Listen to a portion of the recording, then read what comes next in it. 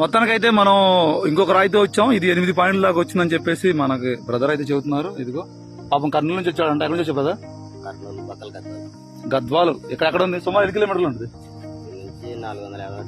450 కిలోమీటర్ల నుంచి అయితే పల్నాడు జిల్లా సత్తెనపల్లి నియోజకవర్గం ఇక్కడ నగరకాల మండల పరిధిలోని త్రిపురాపురం కొండకైతే రావడం జరిగింది.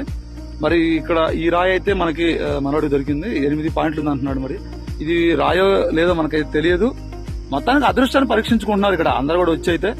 మరి ఎందుకంటే ఒక్కరోజు మనకి ఏదైనా ఒక రాయి తగిలింది అనుకోండి, అదృష్టం కాదు అది, మనకు అంతకు మించి అనుకోవచ్చు. మన ఆర్థికంగా కూడా కొంచెం ఎదగడానికి దోహదపడుతుంది.